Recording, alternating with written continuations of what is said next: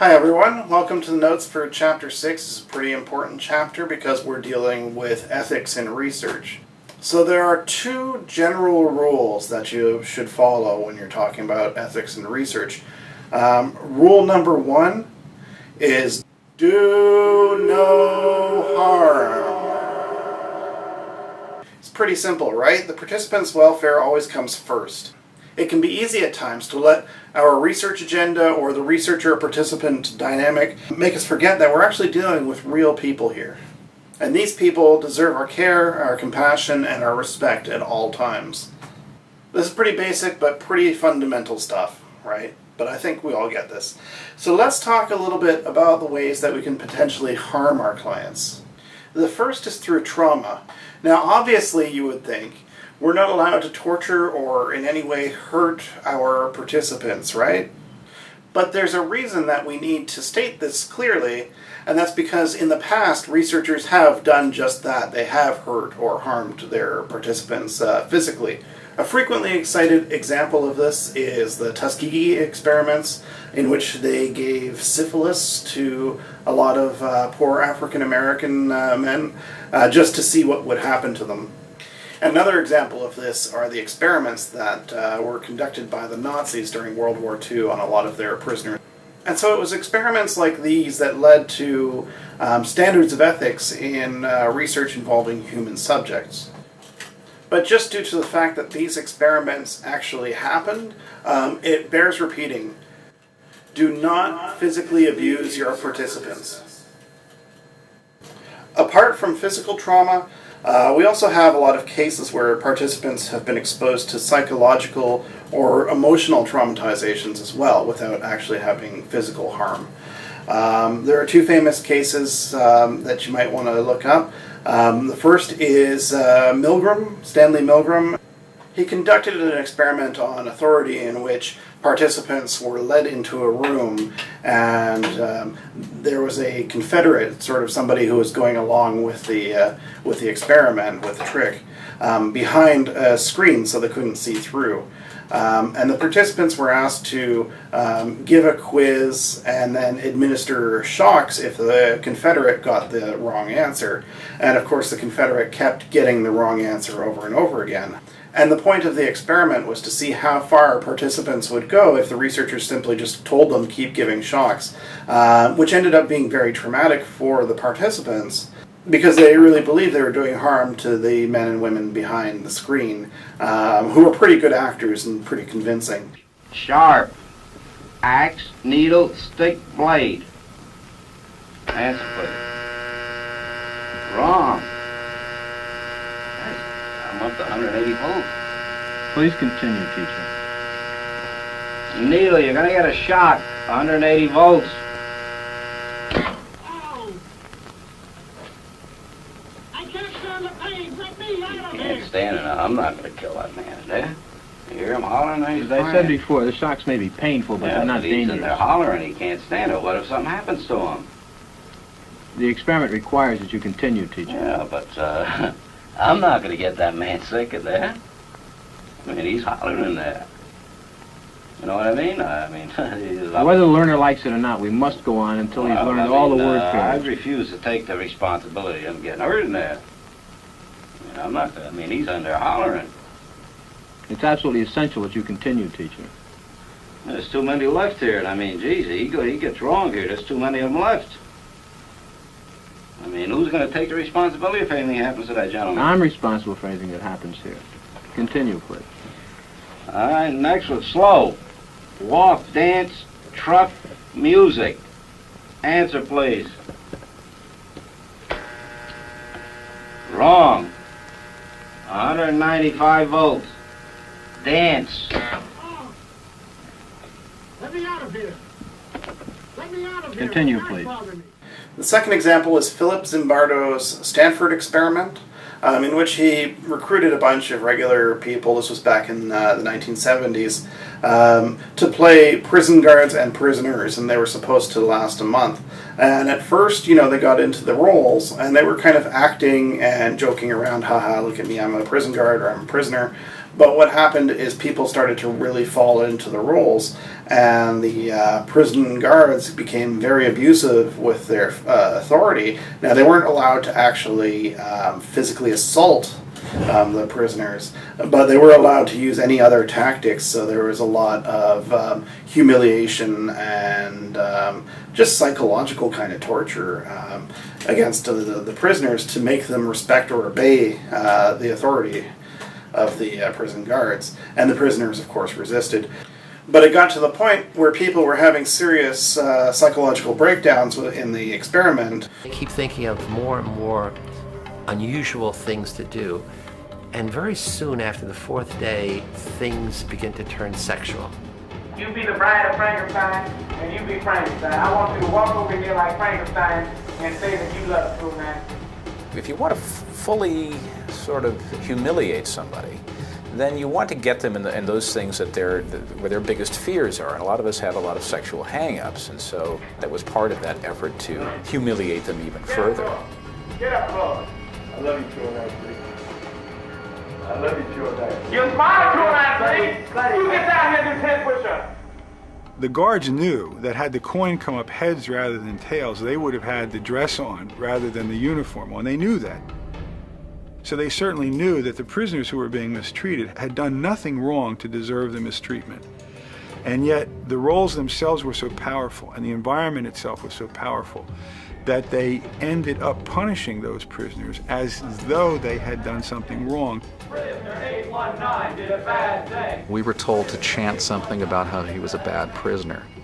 And at the time I went along with it, I'm thinking, what does this matter? We don't believe this, but we can go along and chant it. Because of what prisoner 819 did, myself is a mess. Because of what prisoner 819 did, myself is a mess. So the experiment was designed to last about a month, and they had to call it quits after maybe like a week and a half. It was just too dangerous for everybody involved, and they had to shut it down. So the bottom line, the thing that you need to take away from this is creating stress or traumatic situations which are either real or imaginary, because the brain doesn't really do very well differentiating that. That's also unethical and would not be acceptable as research today. Another thing to consider is not just what happens during the experiment, but also the effects that develop over time.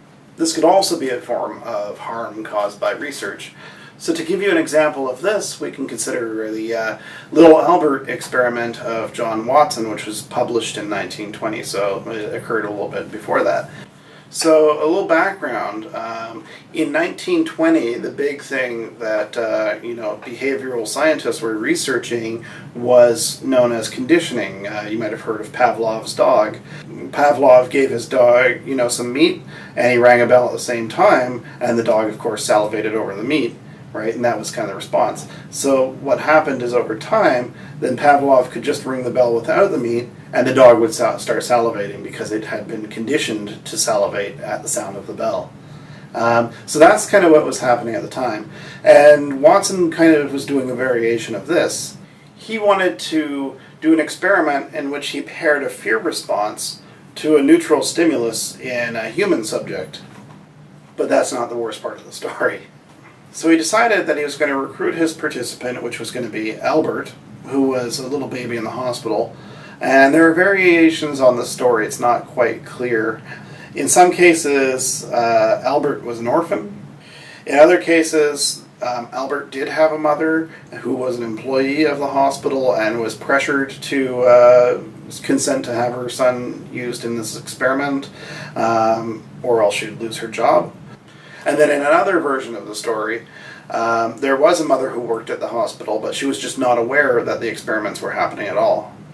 In any case, Watson decided that this little baby, Albert, was as good a subject as anybody else and decided to use him in the study. That's not the worst part. So in the experiment, Albert was given this little furry lab rat, or a lab mouse, to play with. And that's definitely weird, but that's not the worst part. And so initially, Albert didn't have any fear of this mouse. They would drop it in there and he'd play with it and it would be fine. So then Watson started to pair the aversive stimulus with the presence of the mouse. So what he would do is he would drop the mouse in, then he'd bang on the side of the crib really loudly. Albert would be startled and he would start to cry. But that's not the worst part of the story. So after a while with this pairing, Albert began to associate the mouse with this, frightening sound. And so he would start to cry as soon as he saw the mouse, even before the mouse was put into the crib, And he would cry even if there was no banging, it became just this fear of the mouse. Which means for Watson, hey, that's success, He successfully gave a kid a phobia. But that's not the worst part of the story. What happened with Albert is that his fear of the mouse generalized. He became fearful of any kind of soft, furry object. He wasn't just afraid of the mouse, but he was afraid of a rabbit. He was afraid of Santa Claus mask with, the soft beard. And he was afraid of, women's fur coats as well. So Albert was pretty seriously messed up, right? And that's almost the worst part, but not quite. When Albert was about 1 year old, he disappeared from the hospital. Nobody knew what happened to him. Some people say that, he was adopted if he was an orphan, or, the mother just moved away. But Albert was gone before Watson had a chance to extinguish the fear response. And so that meant somewhere in America there was this kid growing up with this totally irrational fear of all things furry that had been purposefully conditioned by Watson, who had no idea why he was scared of all of these furry things. And that is the worst part of the story.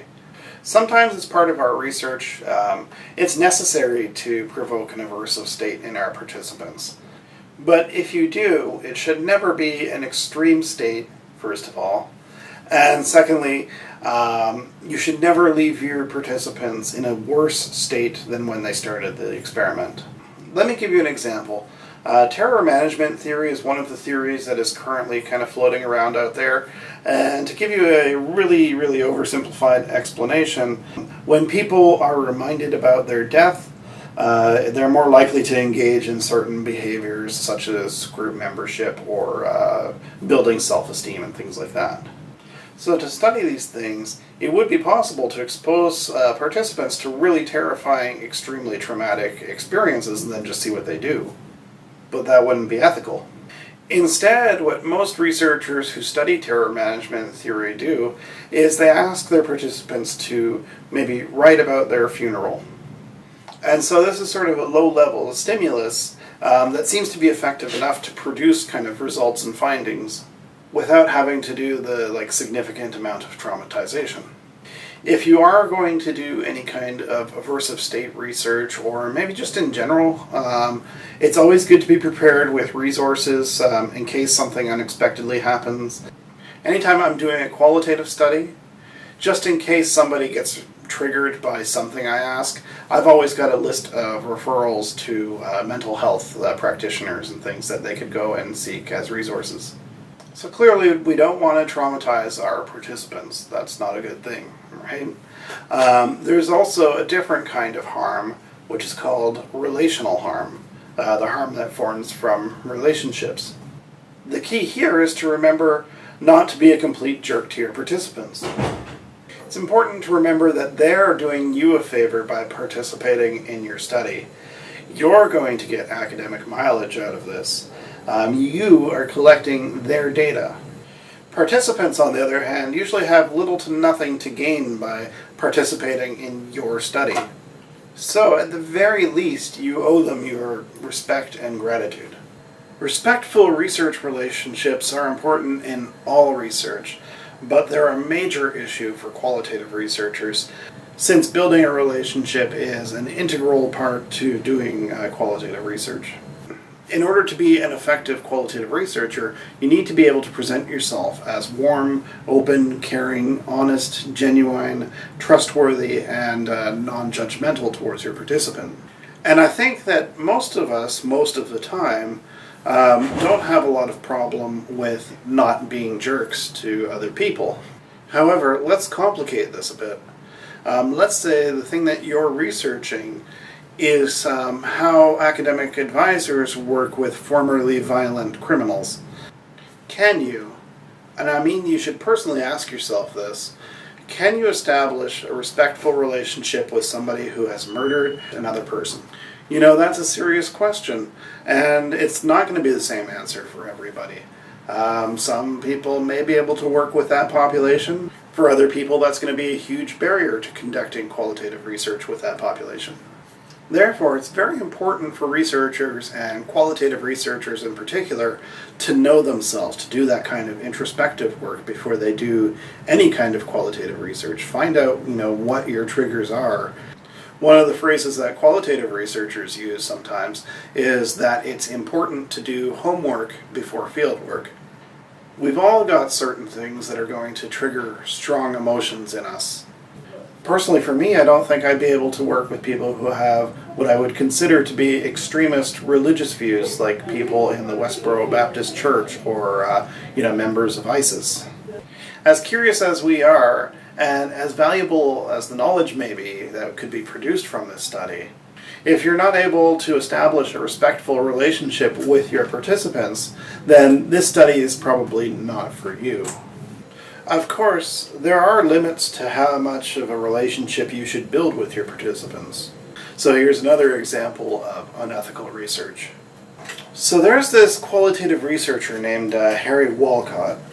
And Walcott one day discovered that there was this kid who was homeless, and he had mental health issues, probably about 16 years old, and he was living in the woods behind Walcott's house. So he thought this is a great opportunity to do qualitative research with this kid, looking at issues of homelessness and mental health and education. So in order to build a relationship with his participant, Walcott actually invited the kid to come into his house and stay and live there for several months while they're conducting the study. So as the study went on, they got closer and closer, and eventually it developed into a sexual relationship between Walcott and this participant. Then, after some time, the study was finished. And so Walcott simply just kicked the kid out of his house again, became homeless again. And predictably, the kid acted unpredictably, as individuals with mental health issues tend to do. He tried to burn down Walcott's house. In return, Walcott decided he would take the mentally disabled, homeless kid that he slept with to court to sue him. And then he wrote the whole thing up in this book called Sneaky Kid and Its Aftermath. And so this book is actually fairly popular amongst qualitative researchers because, quote, it raises important ethical issues in qualitative research relationships. So listen, if you ever find yourself faced with this important ethical issue in which you're considering whether or not you should sleep with your homeless, mentally disabled participant, then kick them out of your house, then take them to court when they react wildly, and then write a book about it in which you slander your participant calling them a sneaky kid, then the answer is always no. There's not really any dilemma here. Let's move on. So actually that's a pretty good segue. We can talk about representational harm, which is a different kind of harm that's possible in, particularly in qualitative research. We have a duty towards our participants to portray them in a way that's honest, but also positive, that's not damaging to them. So imagine if you agreed to participate in a qualitative study about your experiences here at Kansas State. And so the researcher develops this really positive relationship with you, that gain your trust, that make you feel comfortable, and you disclose all of your experiences pretty honestly and candidly and openly. So then a few months later, the article's been published, and you read it, and you see yourself being portrayed as stupid and lazy and entitled and so on, right? Well, you're not going to feel too good about participating in that research study now, are you? Chances are you're going to feel kind of betrayed by the researcher. There's actually a really interesting article written by a woman named Kathleen Blee called White Knuckle Research. And in this article, she described her experiences interviewing the wives of KKK members and, members of other hate groups and things like that. And so when she went to approach them to participate in the study, she had to make it very clear on what she was and was not going to report. She explained that she didn't share their views, that she disagreed with a lot of their views, and that she wouldn't report any of their propaganda that they were constantly, feeding her. Instead, all she was interested in was examining the lived experiences of the women in this marginalized group. However, being that they were an extremist kind of fringe group, the participants, and the men in particular, who weren't necessarily being interviewed but were around, were intensely paranoid about Blee being around sort of their camps and things. And so they tried to intimidate her, and they threatened her with violence. At one point there was like an attempted kidnapping. Like, this is pretty exciting stuff. You thought research was boring? No. And so one of the issues that was raised in the article was, how does Kathleen Blee portray these participants in a way that is sympathetic or positive when they've done nothing but frighten her the entire time? Not to mention the fact that they're hate-based groups as well. So depicting them in the research became a fine line of how do you portray this group positively and how do you portray them honestly, and those two things were kind of contradictory. So related to representational harm is also social harm. Think about the kinds of stories that you tell to your best friends about your personal life. Like the really good stuff, the sex and drugs and drinking and partying and rock and roll and all that stuff, right?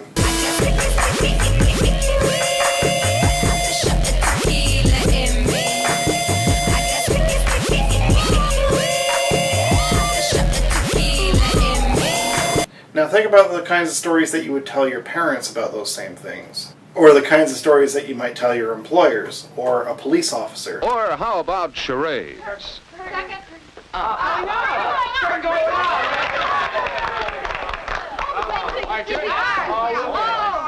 really have a good one. And then, at just the right moment... Is anybody hungry? Everything's ready. Is anybody hungry? Well, a little snack certainly is pleasant about this time of evening. For most people, those are going to be four different stories. Maybe they share the common facts, but they're definitely not going to be the same. I wouldn't come into our department and walk up to Dr. Huey and be like, dude, I am so hungover right now. I was at the bar last night, doing shots, drinking beers all night long. I was so wasted I could barely walk. Right? That's not something that I want Dr. Huey to know about. But sometimes as researchers, those are the kinds of things that we might be interested in studying. For example, what are the social experiences of first-year college students? Or how does excessive alcohol use impact college success? But we should be aware that the information that we're collecting may be sensitive, and if it was disclosed to the wrong person, our participants could be actually harmed by that. When I think of all the good times that I've wasted, having good times. Well, obviously we need information for our study. We're not just going to declare this topic off limits or censor ourselves because of it. But what we can do is protect the identities of our participants. Now, in quantitative research, this is really easy to do. Just kind of happens naturally. Quantitative researchers tend to report their results in the form of aggregated statistics from large groups. It's very difficult to tell anyone's particular identity from a group mean of 62.7. In qualitative research, because we have so few participants and we tend to report our findings as rich descriptive text, it can be very easy to identify our participants. Therefore, it's fairly common to change or omit or fictionalize a lot of identifying details about our participants in our studies. For example, if our participant comes from Kansas State University, we might label that a large Midwestern university. We also perform what is called member checks with the participants, where we take our findings back to the participant to have them review what we found and indicate what they are or are not comfortable with sharing with the public. Finally, under the do no harm rule, researchers need to think about what the implications are for their studies. Is it likely that the results are going to contribute to discriminatory practices? Is that what you want to put out into the world? Unfortunately, the history of research is littered with these kinds of studies, and many of them have been debunked over the years, but still their legacy lives on. There's a classic text on this, actually. It's called "Even the Rat Was White" by Robert Guthrie, and it looks at all the ways that social science research has been used to justify discrimination against primarily African American people. So just keep in mind, just because you can study something doesn't necessarily mean that you should. Okay, so rule number 2. Maintain intellectual integrity. So what do we mean by that? Well, we can break it down into 2 basic sub-commandments. First, thou shalt not steal. And second, thou shalt not make stuff up. So, thou shalt not steal. Well, we all know that we shouldn't plagiarize, right? I would hope so by this point. However, I'm not sure that everybody understands what actually counts as plagiarism.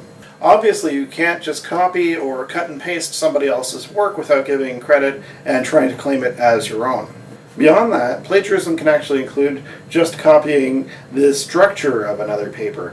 So for example, if you've got like a friend who's taken this course before, and you take their work that they've done in the previous semester and just sort of paraphrase everything and then turn it in as your own, then that also counts as plagiarism.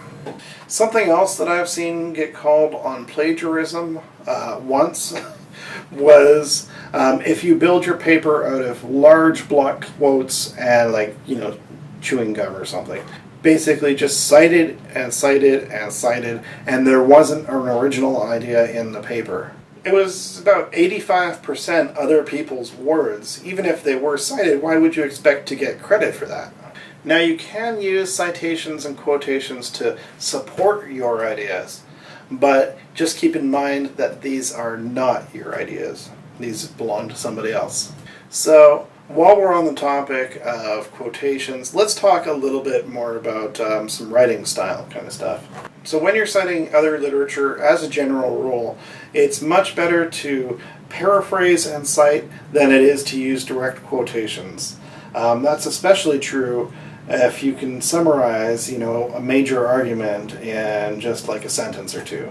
For example, perceived surveillance, whether it's actually occurring or not, is a form of power and discipline, which is Foucault, 1975. The fact is, Foucault spent about 50 pages describing this concept in his book Discipline and Punish. However, the gist of it is there in that sentence. Similarly, if you have a bunch of authors who have written on the same topic, you don't need to pull quotations from each one of them. Rather, paraphrase what they're saying in common, and then cite them all accordingly. So narrative theory in counseling holds that people's lived experience is storied. Friedman and Combs, 1990, White and Epstein, 1991, and Perry and Doan, 1994. Right? Those are the 3 sources that I'm going to cite here. Now, they've all said that in their own way, but that in general is what they are saying in common. Also, don't use a direct quotation when authors are just talking generally.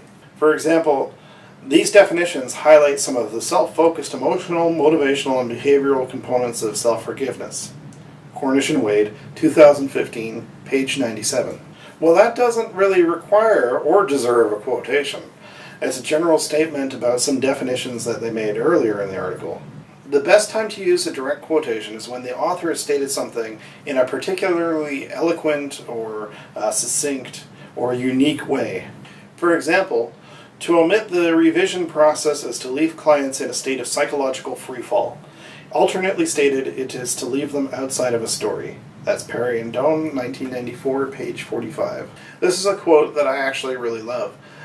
Paraphrasing it would not do it justice. It would lose something of its sentiment. The term, leave them outside of a story, is very well stated, I believe. And it's an important point about deconstructing client stories in narrative therapy. And then finally, when you're using a direct quotation, don't just quote someone and drop the mic and walk away. The mass of men lead lives of quiet desperation. Thoreau, 1851. Peace out.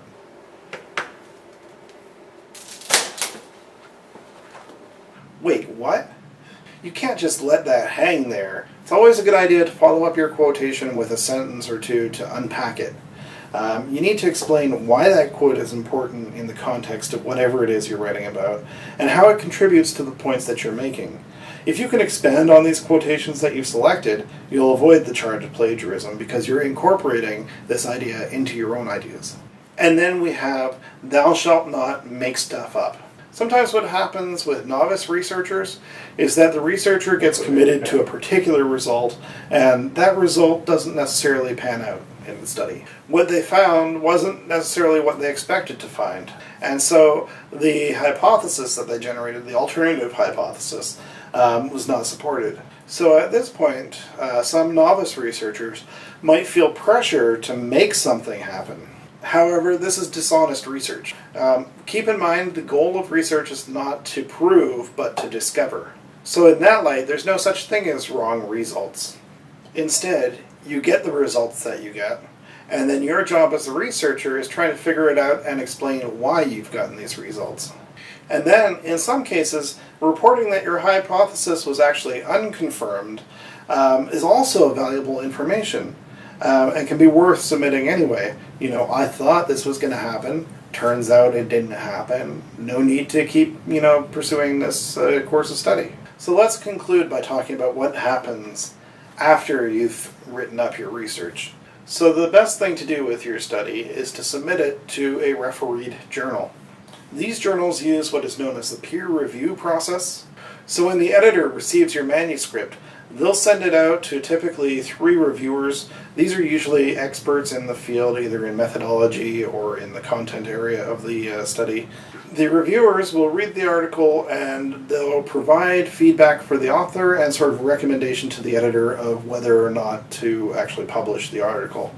Now, the review process is generally a blind process, meaning that the reviewers don't have any idea who the authors are, and the authors don't know who's reviewing their articles. That identities are kept secret, and the editor is the one who manages the manuscript, sending it back and forth. So at the end of the review process, the editor collects all of the information from all of the different reviewers and looks at it, and comes to a decision on whether or not to publish the article. Typically, there are 3 options that an editor will have. 1, reject the article. If it's just not right for the journal, doesn't fit the journal's scope, or if there are major substantial problems with either the methodology or something else in the article, then editors will reject an article. The second and most frequent option is revise and resubmit. This means that the article shows promise, but it still needs quite a bit of work. Third option is to accept the article for publication, and this may be with or without suggested revisions. Being accepted without revisions is very rare. It means that your article is perfect as it is. Now we are so happy we do the dance of joy! Hey! Hey, hey, hey, hey, hey! More commonly, they'll ask you to make some minor changes, but they're committed to publishing this article.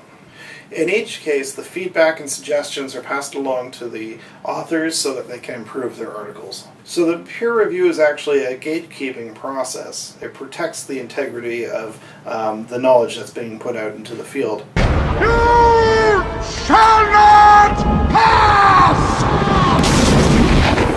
It's very difficult to get a lot of BS by the editor and 3 peer reviewers who are experts. But let's say, by some chance, you manage to slip your BS article by the reviewers and out into publication, and it happens sometimes. Well, now you're not just dealing, with 3 or 4 people reading your article. You're dealing with your entire field reading your article. And there are definitely people out there in the field who will not hesitate to call you out on your BS in not very nice ways and totally shred your article apart. Which, of course, ruins your reputation as a researcher in the field. But let's assume a best-case scenario. You've done BS research, you got it via the reviewers, it's been published, and nobody catches on. Well, what's going to happen with this article? If people are interested, they're going to try and replicate your study to build on it. And when their findings don't agree with your findings, then in the best case scenario, they'll consider your research to be an error or, just a fluke. In worst case scenario, they'll call you out on your BS. So you won't build up much of a reputation that way.